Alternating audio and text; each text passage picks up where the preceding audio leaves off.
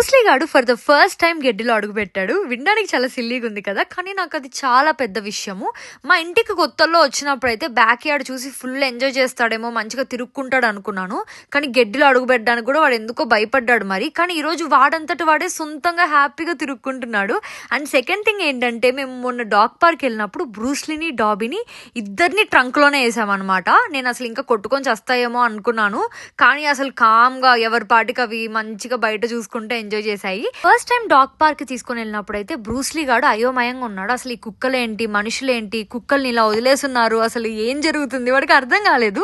కానీ మొన్న third time తీసుకుని వెళ్ళినప్పుడు మొత్తం అర్థమైపోయింది అనమాట. లోపలికి రావడం ఆలస్యం, పరిగెత్తుకుంటూ తిరుక్కుంటూ అన్ని వాసనలు చూసుకుంటూ ఫుల్ ఎక్స్ప్లోర్ చేస్తూ చాలా బాగా ఎంజాయ్ చేశాడు. నాకు చాలా హ్యాపీ అనిపించింది వాడిని చూసి.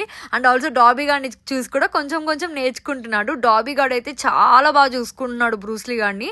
బ్రూస్లీ గాడే ఇంకా కొంచెం అగ్రెసివ్గానే ఉన్నాడు, డాబీ గార్డ్ పైన అరుస్తున్నాడు. కానీ నేను ఇంట్లో లేనప్పుడు ఎస్పెషల్లీ డాబీ గార్డ్ అయితే బ్రూస్లీ గాడి పక్కనే ఉంటున్నాడు, అసలు వదలట్లేదు అనమాట.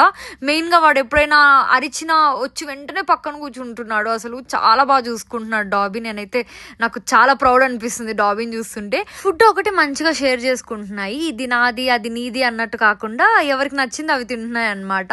ఈ విషయంలో అయితే నేను చాలా హ్యాపీ. అన్నిటికంటే స్పెషల్ ఏంటో తెలుసా, నేను ఎప్పుడైనా బయట వెళ్ళి ఇంటికి వచ్చినప్పుడు బ్రూస్లీ నుంచి పెద్ద రియాక్షన్ ఉండేది కాదు. కానీ ఫర్ ద ఫస్ట్ టైం ఈరోజు నేను బయట నుండి ఇంటికి వస్తే ఇలా తోకూపుకుంటూ హగ్ ఇచ్చి అసలు చాలా ఎక్సైటెడ్గా ఇన్వైట్ చేశాడు. నాకు వాటిలో ఇంప్రూవ్మెంట్ చూస్తుంటే చాలా హ్యాపీగా ఉంది.